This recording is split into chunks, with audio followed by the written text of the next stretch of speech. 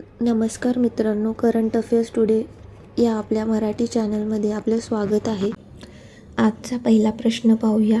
इस्रोने प्रक्षेपित केलेला भारताचा सर्वात जड संचार उपग्रह कोणता आहे? तर याचं योग्य आन्सर आहे CMS-03. त्याचा सर्वात जड कम्युनिकेशन सॅटेलाईट लॉन्च केलेला आहे. त्याचं नाव आपण बघितलं CMS-3. याला GSAT-7R या नावाने देखील ओळखले जाते. ह्याचे वजन 4400 kg आहे आणि याचा एकूण खर्च 1589 कोटी रुपये इतका खर्च आलेला आहे. आणि याचं रॉकेट कोणतं आहे तर LVM-3.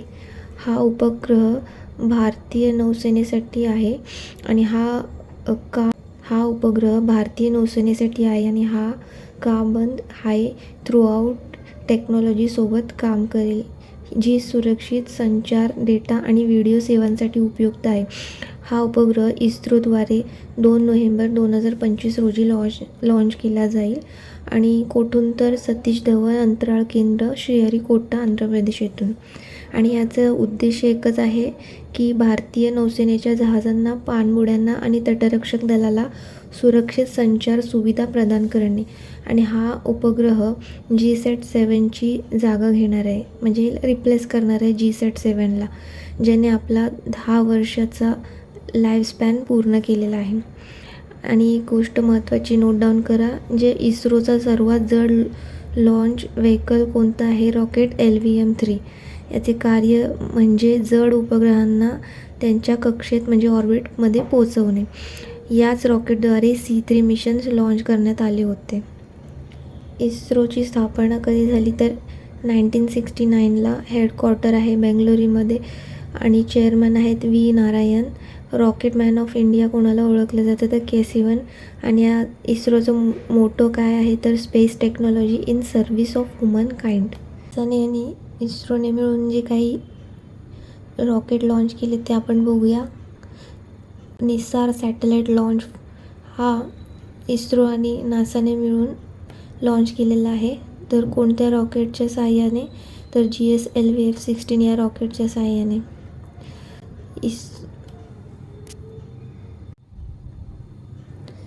इस्रोने PSLV-C-69 लॉन्च केला होता, पण तो अपयशी ठरला. हा इस्रोचा 101वा प्रक्षेपण होता. या रॉकेटमधून EOS 909 सॅटेलाईट लॉन्च करण्यात आला होता, बट तो अपयशी ठरला. त्या व्यतिरिक्त NVS-02 हा उपग्रह आपण लॉन्च केलेला GSLV-F-15च्या मदतीने. हा 100वा प्रकल्प होता. त्या व्यतिरिक्त PSLV-C-16 या रॉकेटपासून आपण स्पॅडेक्स मिशन किंवा स्पेस डॉकिंग एक्सपेरिमेंट 99वा मिशन होता हा. आणि PSLV-C-59 प्रोबा 3रा मिशन होता. मुनाल उपग्रह हा नेपाळचा आहे, हा देखील इस्रो लॉन्च करणार आहे. तर हे काही पॉईंट महत्त्वाचे होते, तर लक्षात ठेवा. पुढील प्रश्न पाहूया. 2025चा टॉप ॲग्री फूड पायोनियर पुरस्कार कोणी जिंकला? तर याचं योग्य आन्सर आहे संजीव कपूर. संजीव कपूर प्रसिद्ध भारतीय शेफ यांना अमेरिकेत विश्व खाद्य पुरस्कार फाउंडेशनने हा सन्मान दिलेला आहे. त्यांनी आरोग्यदायी आणि टिकाऊ अन्नाच्या प्रसारासाठी मोठे योगदान दिलेले आहे, त्याबद्दल हा पुरस्कार त्यांना दिलेला आहे. हा कुठे दिला गेला तर अमेरिकेमध्ये. वर्ल्ड फूड प्राईज फाउंडेशन याची स्थापना कधी झाली तर 1986 रोजी. याचे स्थापक कोण आहेत? Norman Borlaug. हीच संस्था विश्व खाद्य पुरस्कार म्हणजेच वर्ल्ड फूड प्राईज प्रदान करते, ज्याला खाद्य आणि कृषी क्षेत्रातील नोबेल पुरस्कार असेही म्हणतात. 2025चा हा मारियांगेला हंगेरिया यांना मिळालेला आहे. तर फूड रिलेटेड काही आपण रिवाईज करूया questions. World food safety day 7 June रोजी आपण सेलिब्रेट करतो. वर्ल्ड फूड डे 16 ऑक्टोबर रोजी सेलिब्रेट करतो. भारतातील पहिली हायजीन फूड स्ट्रीट प्रसादम ही कुठे आहे तर उज्जैनमध्ये. 4th world food India 2025 summit ही नवी दिल्ली येथे पार पडली. राज्य खाद्य सुरक्षा सूचकांक टॉपला कोण आहे? केरळ. आणि वर्ल्ड फूड प्राईज आपण मागाशी बघितलं कोणाला भेटला तर मारियांगेला हंगेरिया यांना. आणि फूड प्लॅनेट अवॉर्ड 2025 हे नायट्रोकेप्ट यांना भेटले आहे. एक स्वीडिश स्टार्टअप आहे. लक्षात ठेवा. पुढील प्रश्न पाहूया. ट्रॅकोमा हा आजार सार्वजनिक आरोग्य समस्येच्या यादीतून काढून टाकणारा 26वा देश कोणता ठरला? तर याचं योग्य आन्सर आहे फिजी. तर आता फिजी देश ट्रॅकोमाला पब्लिक हेल्थ प्रॉब्लेम म्हणून संपवणारा 26वा देश बनला आहे. याची घोषणा WHO ने केलेली आहे. ट्रॅकोमा काय आहे? तर हा एक क्लॅमिडिया ट्रॅकोमॅटिस जीवाणूमुळे होतो. हा एक जीवाणू आहे. यात डोळ्यांवर परिणाम होतो, म्हणजे अंधत्व येऊ शकते. हा एक संक्रामक रोग आहे. WHO ने 2024 भारताला ट्रॅकोमापासून मुक्त घोषित केले होते. ट्रॅकोमा हा एक निग्लेक्टेड ट्रॉपिकल डिझीज म्हणजेच उपेक्षित उष्णकटिबंधीय रोग आहे. म्हणजे असा संक्रामक रोग जो साधारणपणे गरीब आणि उष्णकटिबंधीय भागांना प्रभावित करतो. इतर आजारांच्या तुलनेत याकडे कमी लक्ष दिले जाते. WHO म्हणजे वर्ल्ड हेल्थ ऑर्गनायझेशनची स्थापना कधी झाली? 7 एप्रिल 1948 रोजी. आणि याचे हेडक्वार्टर जेनेवा, स्वित्झर्लंड. आणि ह्याचे हेड कोण आहे? टेड्रोस ॲडनॉन. WHOचे काही आत्ताचे लेटेस्टचे न्यूज आपण रिवाईज करूया. WHOने सारा नावाने AI digital health promoter launch केला होता. WHOने कावरपालनचोक जिल्ह्यातील धुलीखेळ नगरपालिकाला नेपाळचे पहिले स्वस्त शहर आणि आशियातील दुसरे सर्वात स्वस्त शहर असे घोषित केले आहे.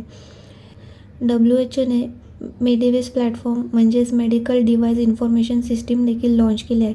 कुष्ठरोगातून मुक्त होणारा जगातील पहिला देश कोणता ठरला? तर जॉर्डन. भारताने ट्रॅकोमा समाप्त केला. ट्रॅकोमा हा एक जीवाणू संक्रमण आहे जे डोळ्यांना प्रभावित करतो, आपण पाहिलंच. भारताचे लक्ष्य आहे एनेमिया उल्मण्याचे लक्षण हे 2047 पर्यंत, तर TB उल्मण्याचे लक्षण 2025 पर्यंत आणि मलेरिया उल्मण्याचे 2030 पर्यंत.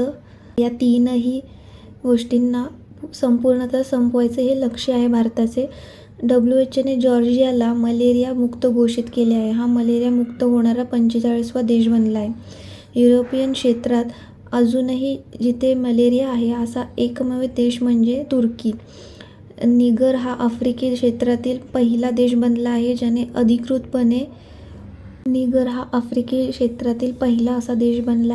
अधिकृतपणे ऑन्कोसियासिस संपवला आहे.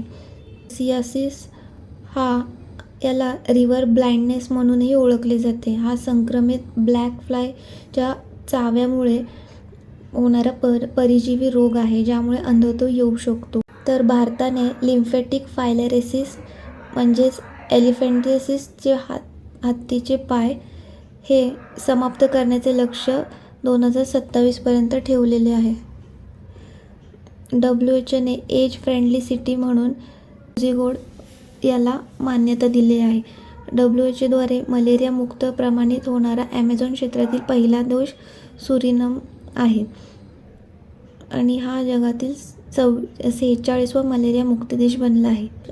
सेनेगल देशाला WHOने ट्रॅकोमा फ्री देश घोषित केलेला आहे. हर्बल औषध सुरक्षा आणि विनियम विषयावर WHOने आयरिश वर्कशॉप कुठे आयोजित केले गेले आहे? तर इंडियामध्ये गाझियाबाद येथे. WHOने नेपाळला रुबेला मुक्त घोषित केलेला आहे. तो साऊथ ईस्ट आशिया प्रदेशातील 6वा देश बनला. आणि भारताचे लक्ष्य काय आहे तर खसरा आणि रुबेला मुक्त देश बनवण्याचा. कितपर्यंत? तर 2026 पर्यंत. पुढील प्रश्न पाहूया. 8व्या वेतन आयोगाचे अध्यक्ष कोण आहेत? तर याचं योग्य आन्सर आहे न्यायमूर्ती रंजन प्रकाश देसाई.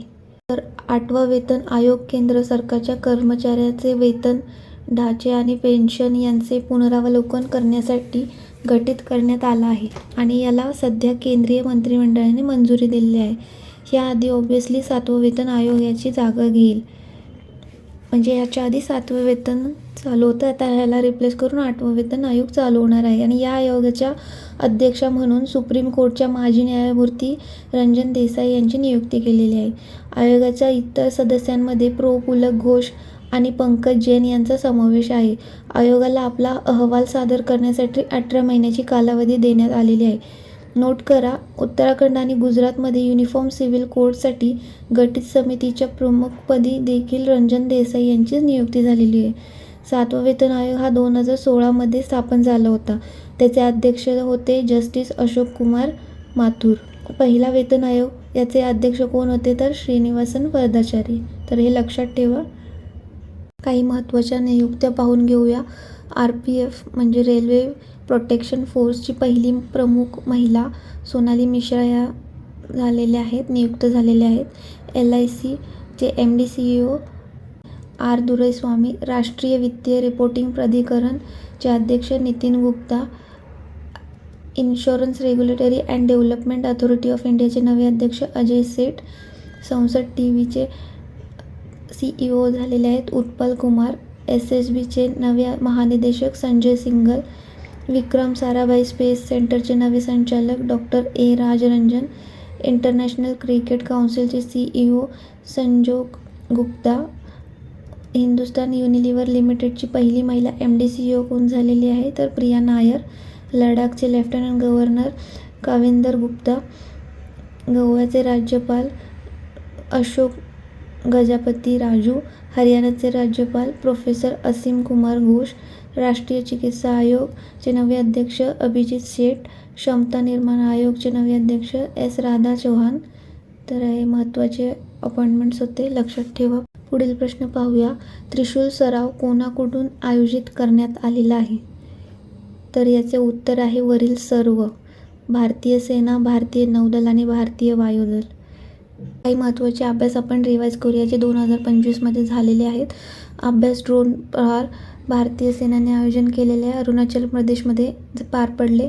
दिव्य शक्ती अभ्यास सिक्कीममध्ये. अचूक प्रहार अभ्यास अरुणाचल प्रदेशमध्ये. युद्ध कौशल 3.0 अभ्यास अरुणाचल प्रदेशमध्ये. समन्वय शक्ती 2025 आसाम मणिपूरमध्ये. सियोम प्रहार अरुणाचल प्रदेश. अमोघ फ्युरी अग्निप्रभ्यास राजस्थानच्या थार रेगिस्तानमध्ये पार पडलेले आहे. तर हे महत्त्वाचे एक्सरसाइज आहेत, ते लक्षात ठेवा. प्रश्न पाहूया.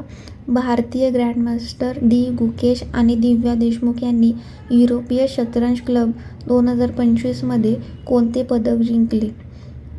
योग्य आन्सर आहे gold. European club cup chess tournament 2025 हे कुठे पार पडले तर ग्रीसमधील रोधासमध्ये. तारीख काय तर 18 ऑक्टोबर ते 26 ऑक्टोबर रोजी हे पार पडले. मेल कॅटेगरीमध्ये D गुकेश आणि फिमेल कॅटेगरीमध्ये दिव्या देशमुख हे विनर ठरलेले आहेत. कोणत्या राज्य सरकारने विमान योजना मंजूर केली ज्यामुळे ते पूर्व भारताचे विमान केंद्र बनेल तर याचं योग्य आन्सर आहे ओडिसा. आता ओडिसा सरकारने विमान योजना मंजुरी दिली आहे ज्याचा उद्देश राज्याला पूर्व भारतातील विमानांचे हब बनवणे हा आहे. या योजनेवर 14,182 कोटी रुपये इतका खर्च आलेला आहे. विमान याचा अर्थ building and management of aviation assets and network. या अंतर्गत विमानन क्षेत्रातील सर्व पैलू एका एकसंध चौकटीखाली आणले जातील ज्यामुळे एव्हिएशन फॉर ऑल सर्वसमावेशक दृष्टिकोनाअंतर्गत ओडिशा पूर्व भारतातील एक प्रमुख विमानन केंद्र म्हणून विकसित होईल. ओडिसाबद्दल जाणून घेऊ. ओडिसाची राजधानी आहे भुवनेश्वर. मुख्यमंत्री आहेत मोहन चरण माझी. राज्यपाल हरिबाबू कंबमपती. शास्त्रीय नृत्य आहे ओडिसी. शास्त्रीय भाषा ओडिया. कोणार्क सूर्य मंदिर कुठे आहे? काळे पॅगोडा. जगन्नाथ मंदिर पांढरे पॅगोडा. राजकीय प्राणी सांबर हरिण. राजकीय पक्षी निळकंठ. राजकीय वृक्ष अश्वत्थ. राजकीय पुष्प अशोक फूल. राष्ट्रीय उद्याने भितरकनिका राष्ट्रीय उद्यान. समलीपाल राष्ट्रीय उद्यान. मुख्य उत्सव कोणते आहेत? नुआखाई महोत्सव. राजा पर्व. बालीजात्रा. कोणार्क नृत्य महोत्सव. छऊ महोत्सव. बोयता वंदना महोत्सव. शीतल षष्ठी पर्व. धनुयात्रा उत्सव. महत्त्वाची धरणे कोणती आहेत? महत्त्वाची धरणे हिराकुंड धरण, इंद्रावती धरण. आणि बेट कोणते आहे तिथे? अब्दुल कलाम बेट, व्हीलर बेट. पुढील प्रश्न पाहूया. अंडर-23 वर्ल्ड रेसलिंग चॅम्पियनशिप 2025मध्ये भारताचे स्थान कितवे आहे? तर याचं योग्य आन्सर आहे 7वे. अंडर-23 वर्ल्ड रेसलिंग चॅम्पियनशिप 2025 हे 20 ते 27 ऑक्टोबर रोजी पार पडले. कुठे? तर नोव्ही सॅड, सर्बिया इथे. भारताचे यामध्ये प्रदर्शन काय? तर एकूण 9 पदके जिंकले. त्यात 1 सुवर्ण, 2 रौप्य आणि 6 कांस्य. आणि मेडल टॅलीमध्ये आपला 7वा क्रमांक येतो. फर्स्ट गोल्ड कोणी जिंकला? तर सुजीत कलकर यांनी पुरुष फ्रीस्टाईलमध्ये 65 kg वजनी गटामध्ये. प्रश्न पाहूया. बातम्यांमध्ये असलेला ताफ्तान ज्वालामुखी कोठे आहे? तर याचं योग्य आन्सर आहे इराण. इराणमध्ये ताफ्तान ज्वालामुखी आहे. चर्चेत का आहे? तर कारण या ज्वालामुखीत सुमारे 7 लाख वर्षांनंतर काही हालचाल दिसून आलेली आहे. यापूर्वी याला विलुप्त मानले जात होते, परंतु या नव्या क्रियाशीलतेनंतर वैज्ञानिकांनी त्याला निष्क्रिय श्रेणीत ठेवले आहे. ज्वालामुखी प्रक्रियेमुळे कोणता खडक तयार होतो? तर आग्नेय खडक तयार होतो. काही ज्वालामुखी रिलेटेड काही क्वेश्चन्स बघूया. कोणता खंड असा आहे जिथे एकही ज्वालामुखी नाही? ऑस्ट्रेलिया. भूमध्य समुद्राचा प्रकाश स्तंभ म्हणून ओळखले जाणारे कोणतं हे ठिकाण आहे? तर स्ट्रॉम्बोली ज्वालामुखी. इटली. एटेना ज्वालामुखी. इटलीमध्ये एटेला ज्वालामुखी आहे आणि वेसुवियस ज्वालामुखी आहे. भारतातील एकमेव सक्रिय ज्वालामुखी बॅरन बेटावरील बॅरन ज्वालामुखी, जे अंदमान निकोबार येथे आहे. किलायू ज्वालामुखी. मानोलुआम ज्वालामुखी हे US मध्ये हवाई बेटे येथे आहे. माउंट इबू, माउंट सेमेरू, लोहोटोबी, लाकालाकी ज्वालामुखी, क्राकाटोआ, माउंट मेरोपी, माउंट सिनाबंग हे इंडोनेशियामध्ये आहे. ज्वालामुखीतून सर्वाधिक प्रमाणात कोणते वायू बाहेर पडले जाते? तर जलवाष्प. रिंग ऑफ फायर कोणत्या महासागरात आहे? तर प्रशांत महासागरात. पृथ्वीच्या सौरच्या झडपा म्हणून कोणाला म्हणतात? तर ज्वालामुखीला. ज्वालामुखी फुटल्यावर त्याच्या शिखरावर जो खडा तयार होतो त्याला काय म्हणतात? तर क्रेटर. जगातील सर्वात उंच ज्वालामुखी पर्वत कोणता आहे? ओझोस डेल सलाडो. अर्जेंटिनाच्या सीमेवर आहे. याची उंची एकूण 6,893 मीटर इतकी आहे. रशियाच्या कामचटका द्वीपकल्पावर स्थित असलेल्या चक्स्वावर ज्वालामुखीमध्ये उद्रेक झाला आहे. हा आशिया-युरोप खंडातील सर्वात उंच सक्रिय ज्वालामुखी आहे. रशियाच्या कामचटका द्वीपकल्पावर स्थित क्रोशेनिकोव ज्वालामुखी हा मध्ये 600 वर्षांनंतर उद्रेक झालेला आहे. हा आपला व्हिडिओ इथेच संपतो. चॅनलवर नवीन असाल तर प्लीज सबस्क्राईब करा आणि चॅनलला सपोर्ट करा. थँक्यू.